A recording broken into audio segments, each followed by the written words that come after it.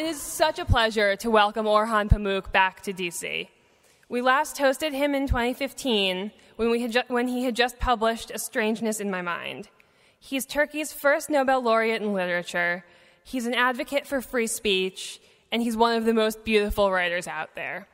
In his now 10 novels, he's consistently explored themes of beauty, originality, doubling, and mirroring, which makes sense for someone who considered becoming both an artist and an architect before he turned to fiction. The Red-Haired Woman is full of mirrors and doubles. It's a fictional comparison of the epic Shahamna and Oedipus Rex, which of course makes it a story of fathers and sons. It's also a story of dreams, romance, seduction, abandonment, and well-digging. It's a beautiful novel. I'm excited to hear him read from it tonight, and I'm excited to hear him talk about it with Azar Nafisi, English professor and writer of beloved books including The Republic of Imagination, Things I've Been Silent About, and Reading Lolita in Tehran. She's an amazing member of the DC literary community and the Politics and Prose family. We're so happy to have her here tonight, so please join me to welcome Azar Nafisi and Orhan Pamuk.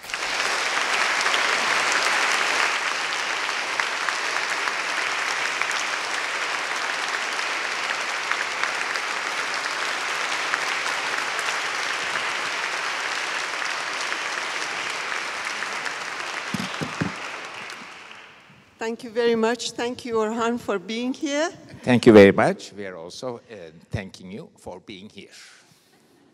Well, before we begin, I just wanted to read a few lines from a poem, from Shahnameh, from the Ferdowsi's The Book of Kings. I feel that every single book that you write is sort of a homage to writers who came before you. And it talks about the immortality of poetry. So this is at the end of the Book of Kings, Shah Ferdowsi's Book of Kings, the last few lines. And he's very unhappy with the king and with those in power. And so this is what he says. I've reached the end of this great history, and all the land will fill with talk of me. I shall not die. Those seeds I've sown will survive my name and reputation from the grave. And men of sense and wisdom will proclaim when I have gone my praises, my fame. So how does it feel to be a man of sense and wisdom, Orhan? Well, almost all writers who are not depressed once in their lifetime say things, words to that effect, but it rarely turns out to be true in 1,000 years. Yes. But that's how it is. The trace of genius keeps popping up. So yes, Ferdowsi's, this book, Ferdowsi's and you have retrieved it. Book of Kings, Shahnameh, is a Penguin classic. And when I read it first time, it was not a Penguin classic. It was an obscure book. I'm happy that it's now discovered. And in one of the maybe 8 or 10 books that Muslims wrote among the 2,000 books that Penguin Classics published. But at least it's there. But what is interesting about it is just like Homer, yes, that he read all the books, put all the stories he had read in a sea of stories, and in a self-confident way, as you say. I know he was also dissatisfied with the reaction to his books, that he was not happy. That when he thought that he wrote a masterpiece and was not recognized by the ruler enough. Yes, to shorten what he said, a writer we both love, Nabokov, says, governments come and go, only the trace of genius remains. So governments beware. Now going to why we're here, Red-Haired Woman. The first question I had from you was something someone said that this book is haunted by reality. And then I wanted to ask you about this reality and the fact that then this reality in turn seems to be haunted by the myth. So perhaps you could talk about that a little bit. Yes, this book has two sides. It's a sort of a fictional inquiry into the foundational stories, myths of, say, European civilization, which is an abstraction, but I say it for the sake of simplicity, and the Islamic civilization of my part of the world, especially around 15th, 16th, 17th century, when from Balkans to Calcutta, that there was a one unifying center, Persian culture. So I wanted to, I wrote a book comparing Oedipus Rex of Sophocles and also comparing it with Firdevsi's little 2-page, 3-page story, Rustam and Sohrab, which is in a 1,000-page sea of stories of Book of Kings, Shahnameh. But as you pointed out, thank you, before that there was realistic observations. In the summer of 1988, when I was finishing one of my books, actually Black Book, I was in one of the Princess Islands close to Istanbul, and in the land next to my house, a well digger and his disciple begin to dig a well. And this was, again, end of 1980s, and well digging with old-fashioned methods that was being done for the last 2,000 years in Istanbul, since Byzantium, is coming to an end because they invented new machines, what in Turkish they call artesian, where a truck comes on which there is a sort of a machine, then it goes, in 3 hours, it takes the distance that these three people take in 3 weeks, 5 weeks, whatever. And modern machines find the water much more easily. But they were doing that in the land next to me. And I was interested. I'm a writer. I'm writing patiently, and they were digging in fact, more fruitfully, more happily. They knew what they were heading for. And after a while, they begin to say, sir, can we use your electricity for something? Can we have some water from your land? And I was also observing. They woke up early in the morning before I woke up with my ex-wife. And then around 5 o'clock, 4 o'clock, they put, just like in the novel, they put on fire their dinner or a boiling pot and some food. And they had, just like in the novel, a portable TV, which was their only fun. And occasionally they would go downtown like me. But when my ex-wife and I returned from downtown at night, say 11 o'clock, they were fast asleep because they need to wake up early in the morning. And I watched them and watched them and watched them. And one thing stayed with me, and that is why perhaps I wrote this novel. That in the morning heat, when they're working, the master, the old guy or middle-aged guy, at that time I was much younger, everyone seemed an old guy to me, was shouting and shouting, scolding to the boy to make things work, but in a very authoritarian, powerful voice. And when they looked at TV and had their dinner, my God, he was a completely different person. Now this time he was, did you enjoy your food? Are you hungry? Very tender, very compassionate, very friendly. This stayed with me because I had a father which was completely negative or otherwise. That is, my father rarely scolded me, rarely shouted at me, treated me as if I'm his equal in a very respectful way. Also, on the other hand, never showed that compassion to me. He never paid attention to details of my happiness, whether I'm happy or whether I had enough food, whether I'm listening to this music, or which school I am, which grade I was. He was an absent father. He was not around too much. So it stayed with me, their relationship. And I thought about this many, many years. And in fact, when I decided to write this novel, convert this story into a novel, and it took a lot of time, I decided to compare it to underline the authoritarian tendencies of the guy, the Master Weldiger, and also think of other myths, other stories that made this. In fact, the beginning of it was My Name is Red. Fabulous. Yes, maybe then I had this already, observation when I was writing a Black Book in trying to finish Black Book in 1988.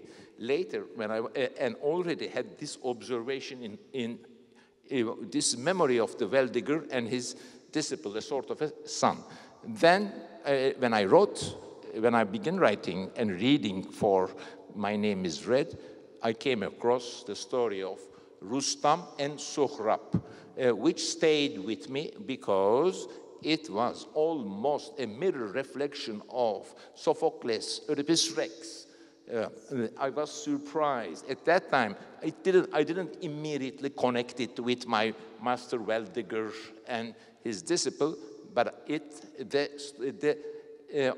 symmetrical reflection of Sophocles' Oedipus Rex and Rustam and Sohrab stayed with me. Now, maybe you ask a question. I'm sweating. I'll put my jacket out and listen to your question. We don't lose time.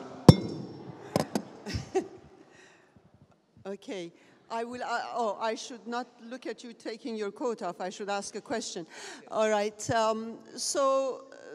It is interesting to see the process of watching this Master Weldiger and his disciple to writing this story and bringing Rustam and Sohrab. Now, you talked about fathers. And about? Fathers. Yes. Mm-hmm. You talked about fathers, and it seems as if both from the myth of, that Sophocles brings about in Oedipus King and Rustam and Sohrab, there are two kinds of fathers, at least in this book.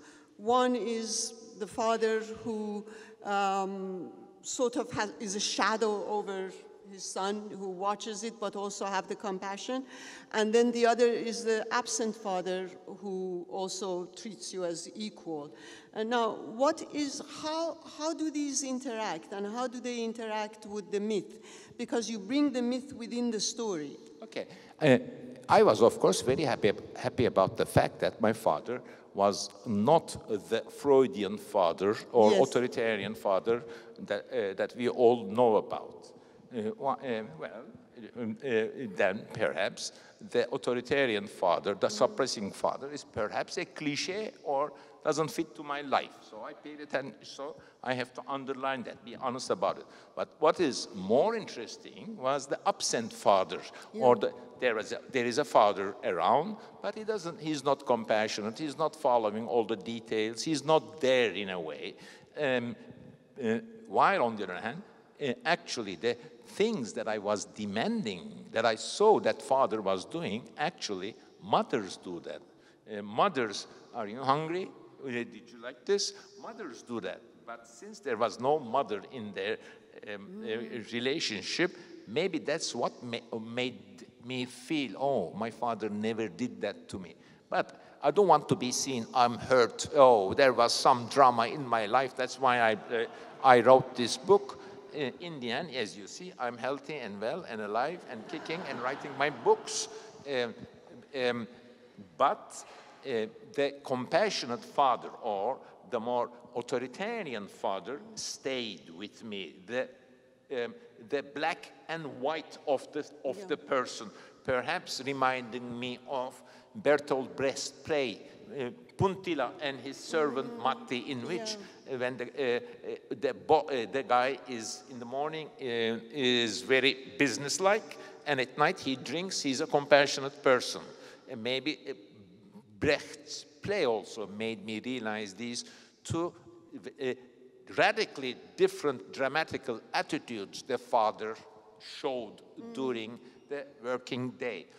But I decided, and I began to think of this, also read more about this, such as it was, in fact, Freud who put Sophocles on a pedestal. In 1860s in France, Sophocles wrote 200 plays, 5 or 6, we know today, 5 or 6 of them. In 1860s in France, they staged in Sophocles' Oedipus the King in such a successful way that they also wanted to do that in Vienna. Lots of writings, who should be the director, what should we do, what's the meaning of it?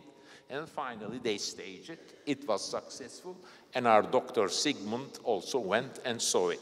He was already chasing books about fathers that are killed. He wrote an essay about brothers Karamazov. He wrote where the father is killed by Smerdyakov, not one of the 3 sons. Then he wrote another one attributing, again, both using these literary texts to illustrate his theories. Then he also wrote about Hamlet, where the father is already killed, but he used poor Oedipus in such a fruitful way that we don't pay much attention to Oedipus drama. When anyone says Oedipus, we all think of Freud first, not his life, and he is also turned out to be a symbol or a sort of an image for something else. While Rustam is also like that. Maybe to clarify a difference between Persian culture and Turkish culture.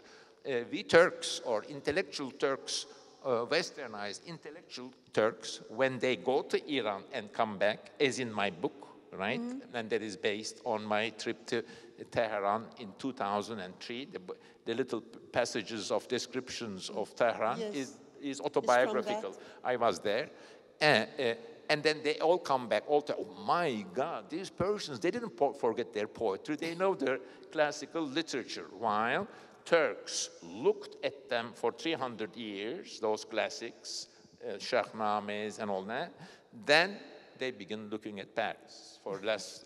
And Turkish westernization is also mostly is not about producing new works modern works based on classics, whether they are Persian or Ottoman or Urdu, it doesn't matter, classics of that period.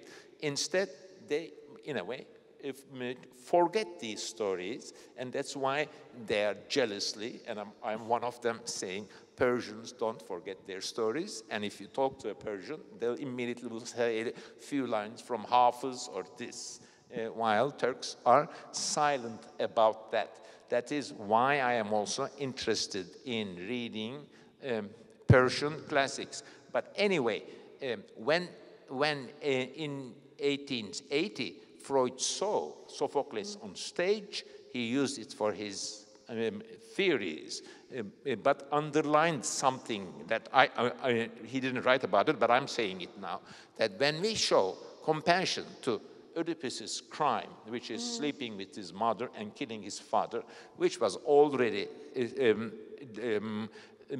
announced by the oracle, this is what's going to happen to you, and once it's announced to him, he wants to run away from this horrible fate. And when he is, in the end, punishes himself, horrified by the deeds, and his fate is horrible, the audiences are happy. There is catharsis. We moderns sympathize with him, understand with him, because pre-modern reading of Sophocles' Oedipus Rex was based on, well, this guy is trying to run away from the fate that God taught of him, and of course he deserves a bad fate. How can you run away from God's verdict upon you? Maybe my English is not right here. While, on the other hand, we moderns sympathize with Oedipus. We say, when we cry as the mother cries, we understand his distinct choice of breaking the taboos, being different, and carrying the drama of the breaking the rules, and thus we underline his individuality. But what my book is doing, or what my comparison is doing, I'm now betraying the realist side of my story, is that this is quite different in the story of Sohrab, Rustam and Sohrab. Now, Turks forgot their stories, but they know them somehow. This is what I learned when I wrote Black Book, a book based on classical stories. Then My Name is Red. They are very popular in Turkey. These old stories Turks forgot, but remember somehow. If you go to in Istanbul and you're in Turkey, ask a slightly educated person, who is Rustam? He would say something. He is a hero living hundreds of years, something like that.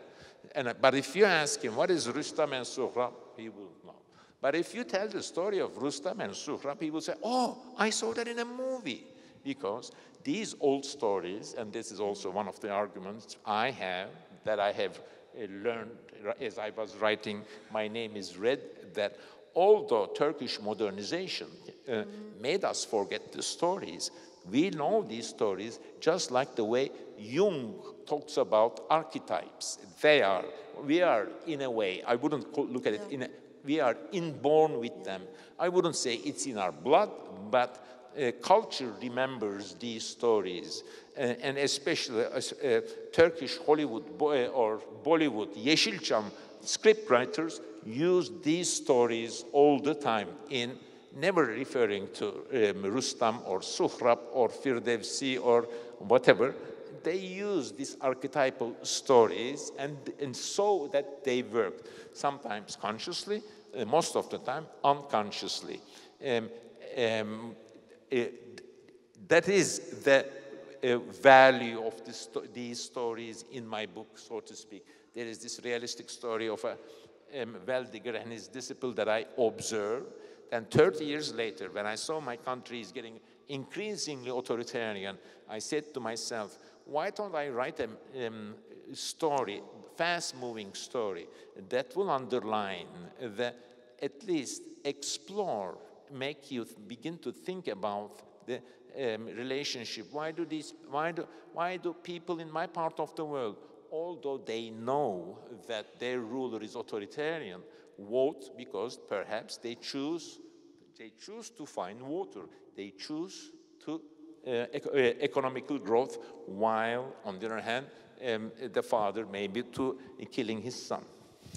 Yes, and also it's the comfort that you get from the authoritarian father, because he has all your problems solved, so you don't need to think about them. He has all the difficulties taken care of. Yeah, but he kills you. And he kills you. And that is what you do at, the son Enver.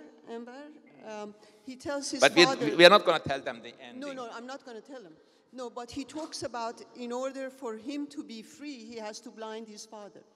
Yeah, because the watchful eyes of the father. End, okay, now we're coming to this sexy part of the book. That is, not. No, we haven't come to the sexy part. I'm not talking about the woman part, but the interesting political part. That in the end, my book is not an allegory. An allegorical book is that, say, so-and-so represents Beatrice, and so-and-so represents love, and when Dante puts them love and this force, then just like mathematics, a combination of these two forces is this. Allegory uses symbols, meanings, and makes them come together, and another meaning is produced, but after, when the text ends, we deduce a final meaning, and my book doesn't have that. I'm not that kind of writer. On the other hand, my book provokes you to think about the artificiality of, or history and artificiality of the thoughts and archetypes we take granted without questioning, and B, puts them in the same level, both the realistic story of how you dig a well, the money of it, you need more than 2 disciples, then a boss comes, demands you to find water in this part of the world, and what do they do to survive, to make ends meet, so forth and so on. When I observed this Master Well-digger and his disciple, after weeks, they were finishing, they found the water, they were about to go, and I asked them, I'm a writer, I was around that time, 37 years old, not very famous even in Turkey. I asked them, would you please talk to me? I will record it. And the guy was very nice, a dignified guy. Sure, she said, without asking too many questions. And we had a 2-hour conversation in which, more or less, he told half of this story, that of a story of a well-digger that he had once experienced in western part of Istanbul, that it was not at that time Istanbul. Istanbul didn't at that time swallow these villages, small towns around it, that he was invited to dig a well by a boss because the land was barren land, and if he finds water, and it's typical of finding water in a barren land in my part of the world, in Middle East, that suddenly it's like finding treasure. Then suddenly civilization starts if you find water in an empty, barren land. And he was invited to do so, but he couldn't find the water. No, go ahead. And he told me this in a very heartfelt way. The story stayed with me, but I didn't write it. I was also thinking a comparison between Rustam and Suhrab later. Then these two stories began to merge in my mind. Then I decided, just 4 years ago, to write this book. Also, a self-imposed idea that for the first time, I will write a short novel. and in the end, my short novel turned out to be in English, 250 pages. Well, it's short. And I always, in tongue-in-cheek, in a joking way, tell, don't forget that Ulysses started as a short story. And then it... Now I want to come to the exciting part. Yes. For me, at least, which goes back to the title of this red-haired woman. She is not a natural redhead. She is a dyed redhead. And could I read 2 short quotes from her? She comes to this place where there's a woman sitting there who has natural red hair. And she's boasting that her hair is natural. And I love what this woman says. She is just, without her, this novel would... Well, she says, you may have been born a redhead, but I chose to become one. And she says, God blessed you with red hair. What was destiny for you was a conscious decision for me. And I spent the rest of my days trying to stay true to my choice. I think this is so beautiful. And she is the only one, as far as I can remember, who in this novel talks about choice and the fact that she made a choice and she stuck with it. I'm not aware of this, perhaps, but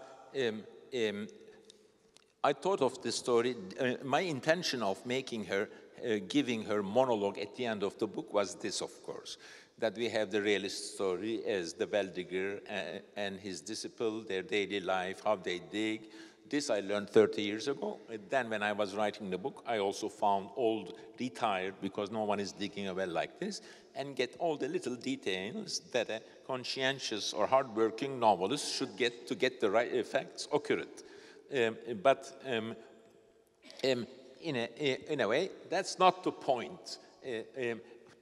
After getting the realist story, after covering Oedipus Rex in a way, my character reads it in high school, just as like me, because in the Istanbul American high school that I went to, when I was 17, they asked us, the whole class, to read Oedipus Rex in English translation. And then also giving the reader Rustam and Suhrab. Now that I have done everything, all of my homework, which I was thinking, but something was missing. And that missing thing was the seeing the story from woman's eye. And I also I'm telling this in tongue-in-cheek, with irony, in my early novel, which took me 6 years to write, A Strange in My Mind, there is also a self-imposed or enthusiastic desire to be a sort of feminist in Turkey. Of course, this is oxymoron. A Turkish typical man wants to be feminist, and you're rightfully laughing.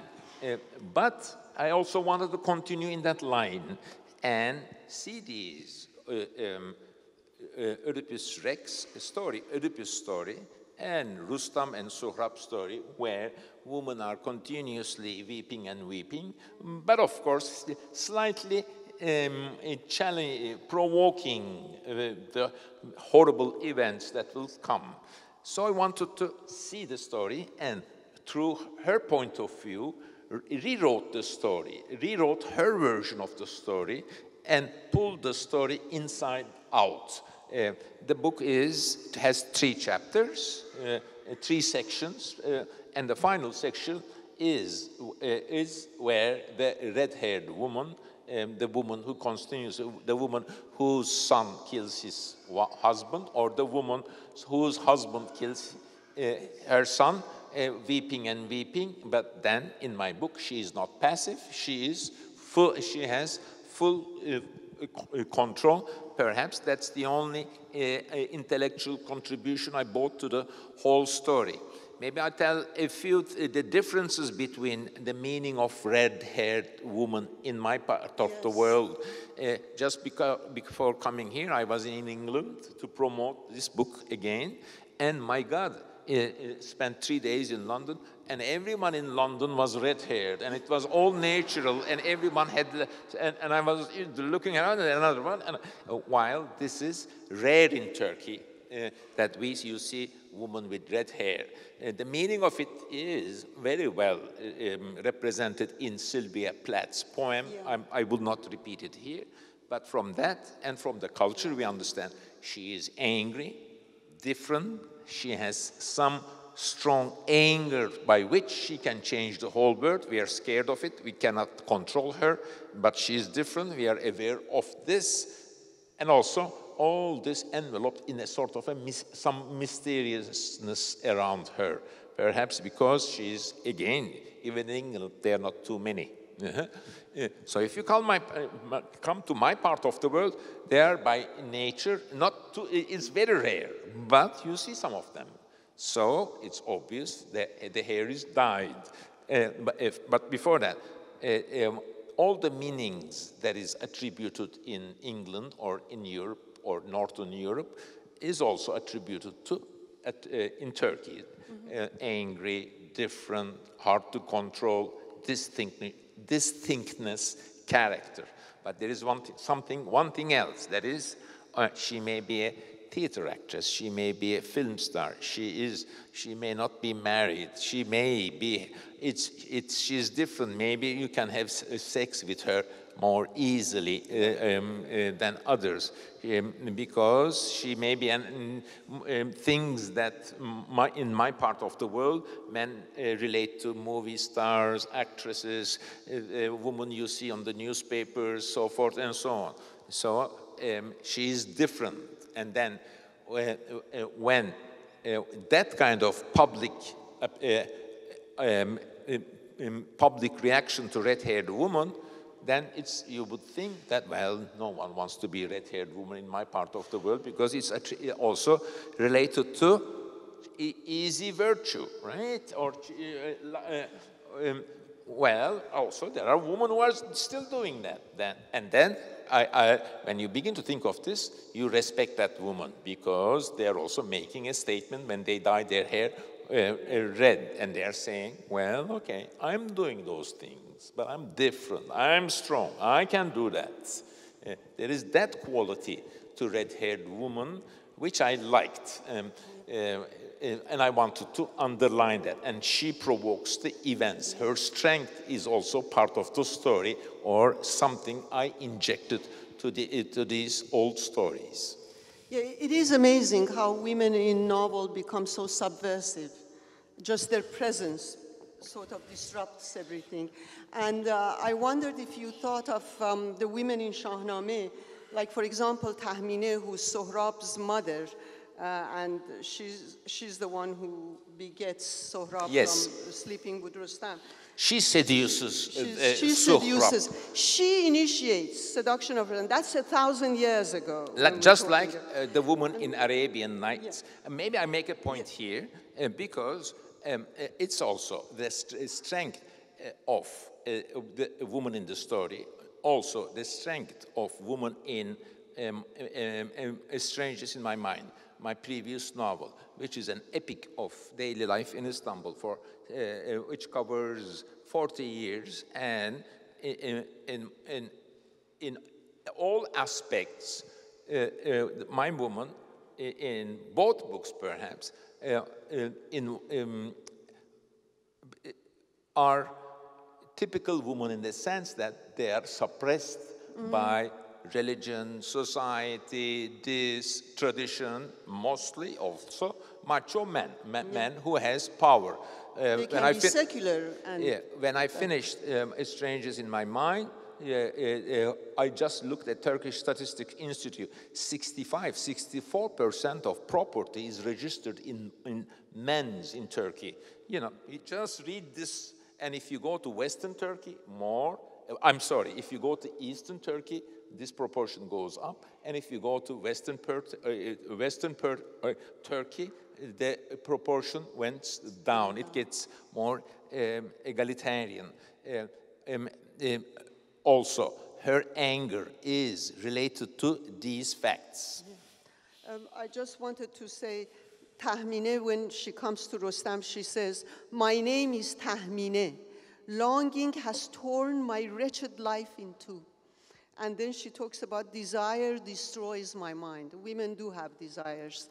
My point, yes, regular, I wouldn't say Orientalist, but regular cliche expectations when women are suppressed, and this we see a lot in European Western newspapers, they're also crushed, they don't fight back. My point, in last two books, they fight back. Not that women are social structures, institutions, religion, tradition, men. Yes, they suppress women, but they also fight back with their humor, with their anger, with their stories.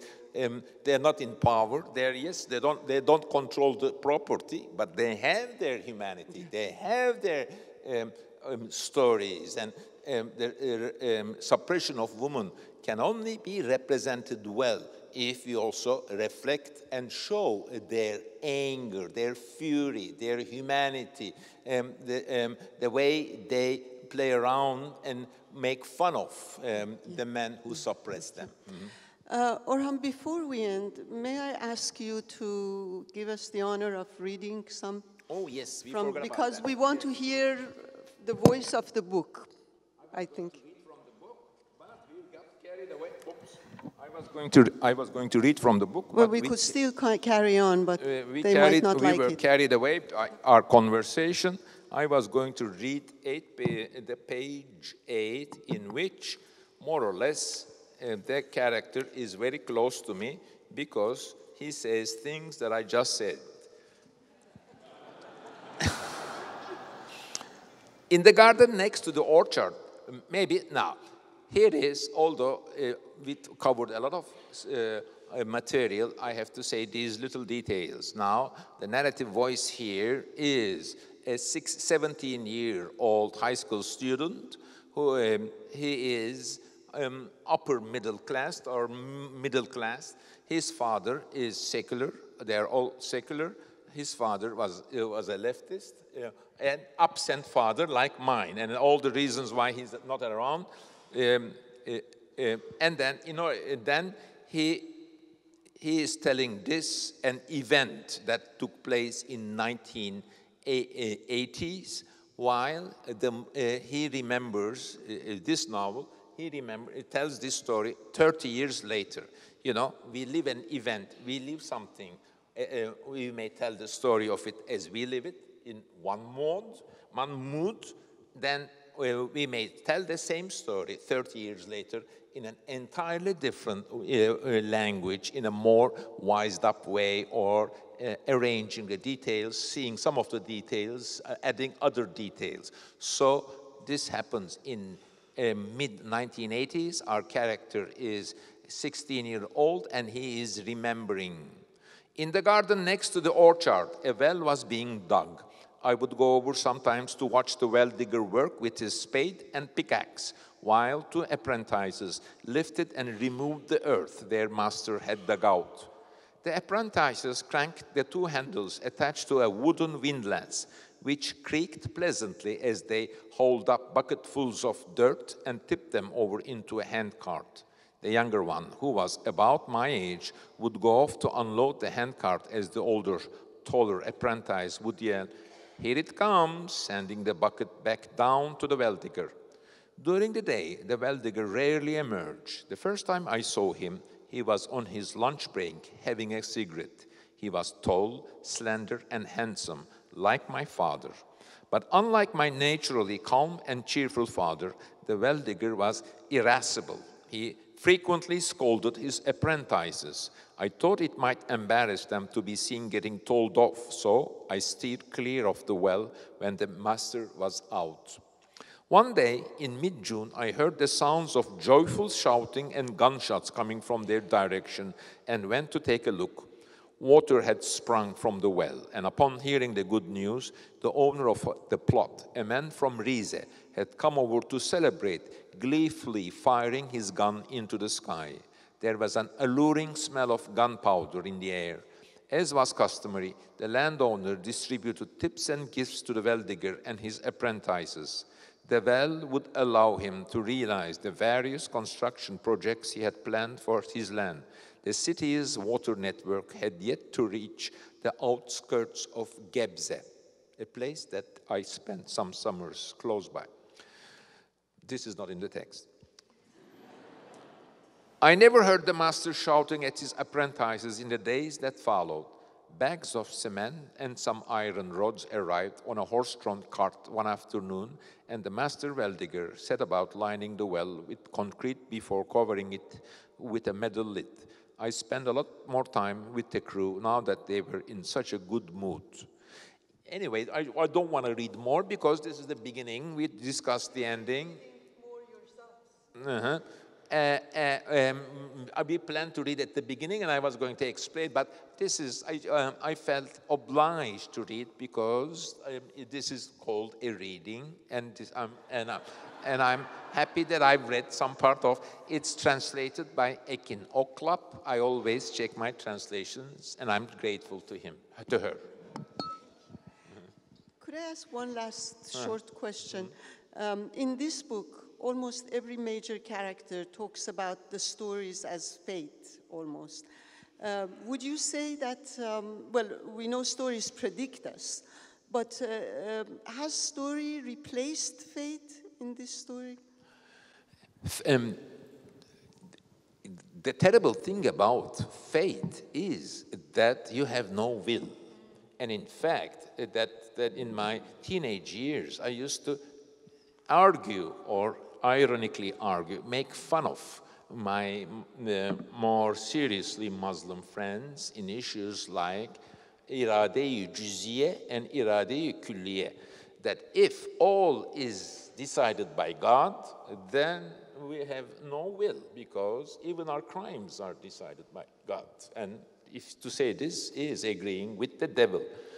But if all is not decided by God, or if we are free, we are making our choices. They are not decided by God, then all is not decided by God.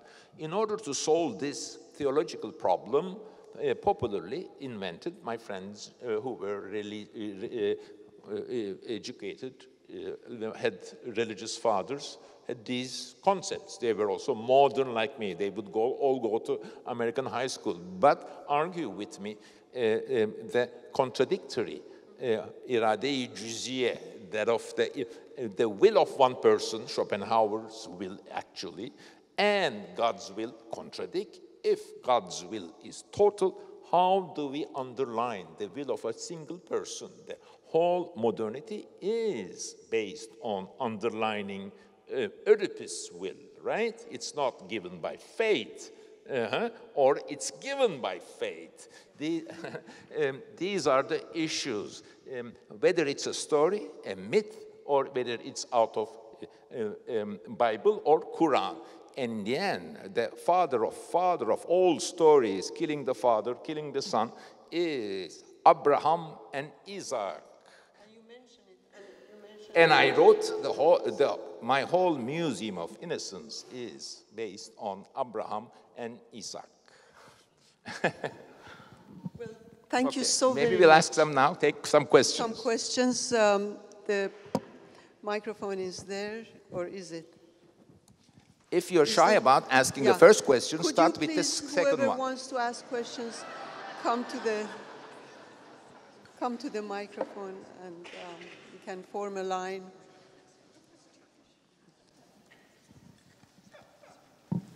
Hi. I have to admit, I only read the Black Book, and it was extremely difficult for me. For me too. But recently I've been reading a lot of novels by Naguib Mahfouz in Egypt, and I probably pronounced it wrong, but over the decades, so many of his works almost chronicled the reaction of Egyptians to what was going on around them in society. And I was wondering, with your books, aside from telling stories based on classics, do you see yourself as a writer also chronicling all these evolutions in Turkey? And do you feel it's important for your books to reflect, for example, now what's going on in Turkey? You did mention the Yes, thank you for the authoritarian question. As I said, my novel is, my short novel is based on two things. One, something that I saw, that Master Well Digger and his disciple is digging a well, and then the master's attitude is twofold, has two aspects. One is extremely authoritarian, just like the rulers of Turkey today, while extremely, at night, compassionate and understanding. This is what motivated me to the story, but the fact that Turkey is now getting to be an extremely authoritarian country, and democracy is finishing off. There is no democracy without free speech, and this is the situation in Turkey. The reason I wrote this story nowadays, decided to write this story 4 years ago, wrote it in 1.5 years, and published in Turkey 2 years ago, now, is, of course, related to what's happening in Turkey. Let's take another, as an answer to your question, let me take another question, please. It takes a lot of courage to come up here. May I ask about Museum of Innocence? Sure. If I ask you, I remember that the narrator's name is Orhan. If I ask you, are you the narrator of that book yourself? Is there a difference between the narrator and you? And if I ask that question, I don't mean to sound erudite, but does it sound like asking Proust if he is Marcel? Yeah, I understand. And may I just say, the terrible moment I had in reading that book was finishing it. I wanted it to go on forever. The terrible woman, you mean Füsun? The terrible moment in reading was finishing it. I wanted it to go on forever. Thank you. You're so kind. Thank you so much. Okay. But what was the question? The narrator in Museum of Innocence sounds like you. Okay. Is it you? This is, in disguise, the most popular question I got, in fact, not only about that book, but for all my books, or for that book, I've got many people ask, Mr. Pamuk, are you Kemal? Meaning, implying the main character of the book, who is so much in love that he does strange things. And of course, the book chronicles 600 pages of the strange things that he does. And of course, this question implies, did you do all of these? Then sometimes, once Umberto Eco says, after first 20,000 readers, you cannot discuss and argue the difference between fiction and reality.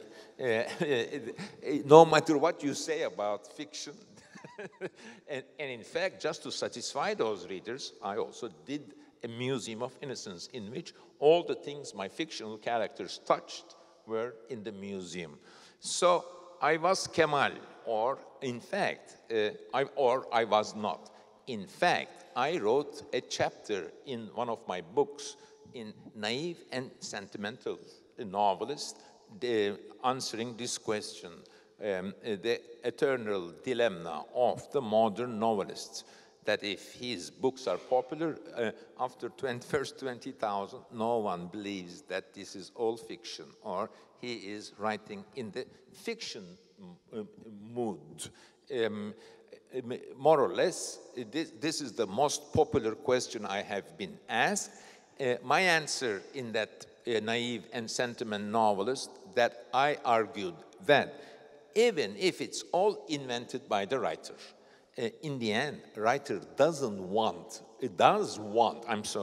writer does want the reader to think that he invented it, or the other way around, that even if I had experienced it completely, I would want you to believe it, I invented it, or even if I experience it thoroughly, I would hope that you would think I invented it. Or put it in put it in other words, writing novels is talking about yourself in such a way that others think that you're not talking about yourself but general humanity, and talking about general humanity in such a way that others think that you're writing your private worries, is being a novelist. Maybe I'll take another question. Okay.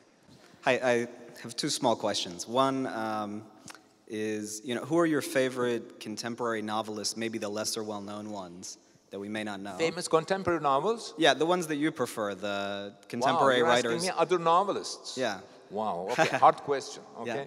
Yeah. And then number two, another small question, and maybe it's a bit vulgar to ask, but is there any particular wisdom you can bring from Turkey for us now, from the political point of view, that you think maybe is worth sharing with this audience in DC? Okay. As an answer, for me, the greatest four novelists are Tolstoy, Dostoevsky, Proust, and Thomas Mann. For me, these are the greatest novelists ever, whether they are contemporary or not. Maybe now, to get more close to contemporaries, I also admire Nabokov, Calvino, Borges. Borges is not a novelist. Then they have also, we may call them postmoderns, they have also left their mark on me. Now you're also asked a second question. What should we learn from the Turkish experience? And of course, you're all smiling. Maybe it's tragic. Don't lose your humor. Just don't give up. And also, don't get hysterical too. Don't lose your reason too. Just don't get hysterical too. Just because you're angry to the government, don't lose your principles. Don't throw everything on the table when you're arguing back. Don't be reasonable. Leave aside your hysteria and say rational things. Never give up libertarian, modern, liberal values. Never give up free speech, respecting women's rights of the minorities. These are the things that I would say you should learn. Don't get panicky. Just keep your calm.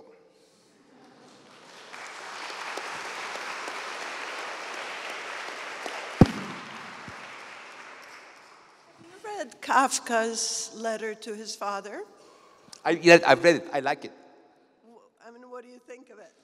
First, another Turkish writer, Oğuz Atay, wrote something influenced by it. It's a wonderful thing, but my father was not that close.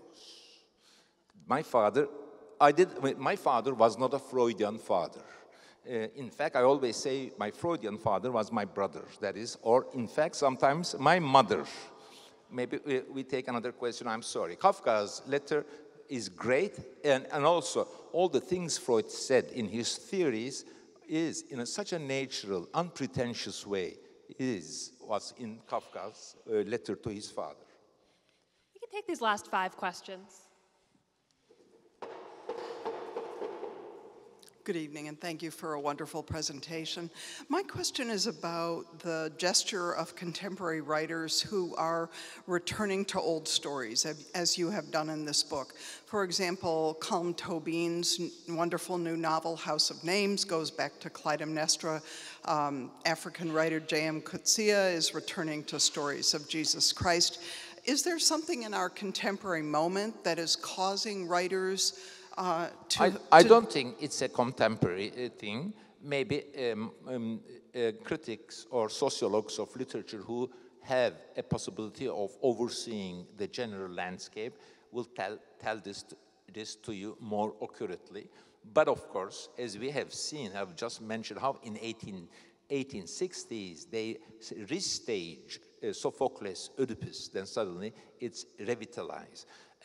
For me, there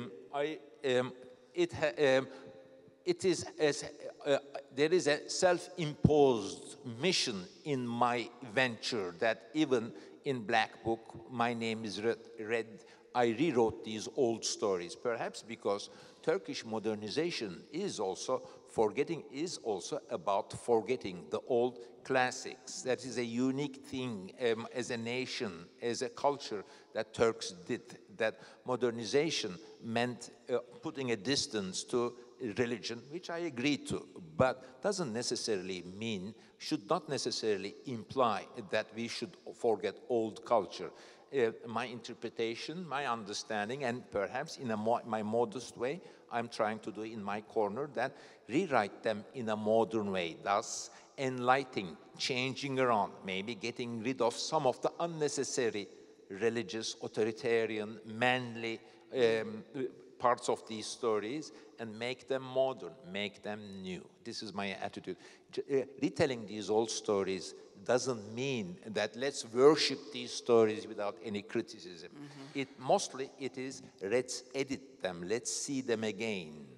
And yes, that's how I do it. Mm-hmm. Thank you. Hi. First of all, I want to say, as a literature student, that you've always been such a big inspiration to me. And my question... You see? And my question is, out of the books that you have written, which one is the dearest to your heart? Come again, I'm sorry? Out of the books that you have written, which one is your favorite? Wow, it's hard to make it's hard to make, to say that this is my best son, this daughter is a bit different. You cannot say. But yes, some of my books had, with the way they had walked on their own. I'm joking about my previous book, Strangers in My Mind, for which just published in France. I did so many interviews, enough, I said to myself. I won't do any interviews for this book in any country. But, and also implying that since the main character in that book is a person who is selling things, walking in Istanbul on his own, he should walk on his, shouldn't get help from me. But my name is Red, Black Book, Snow, Strangers in My Mind, this book, Red-Haired Woman. Now these are the books, or Istanbul, these are the books that I think are happily around. Some of my books are not that visible, unfortunately. I'm not angry to them. I'm angry to the conditions that make them a bit less visible. But then, also, I am lucky compared to other writers, say Nabokov, everyone says Nabokov or Lolita, or Thomas Mann, everyone says Buddenbrooks. I'm happy to say that the situation is different. Each of my, in Spain, they all like, say, Istanbul. In America, they all like snow. In China, they all like My Name is Red.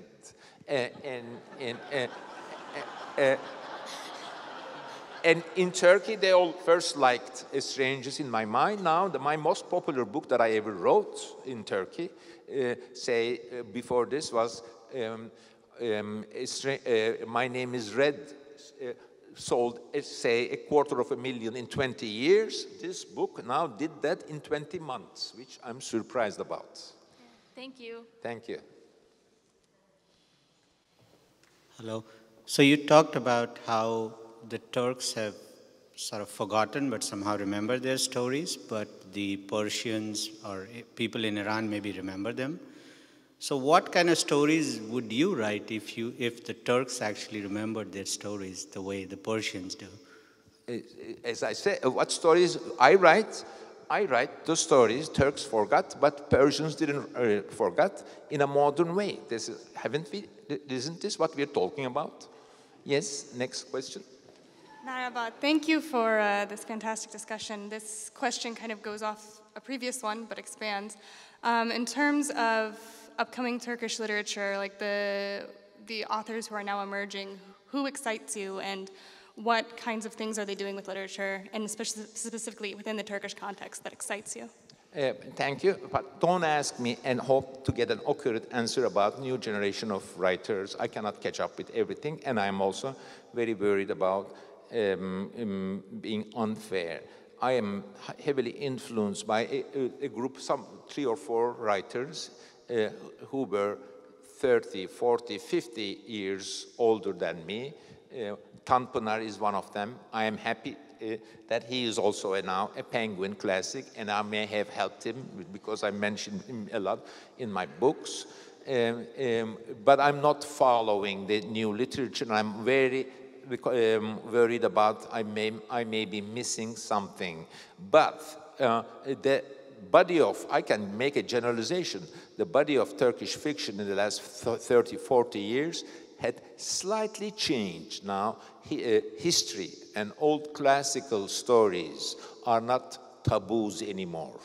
That the new generation, the first 2 generations after the modern Turkish Republic, there was so much enthusiasm to be Western, to be European, to be modern, that it went and everything was forgotten.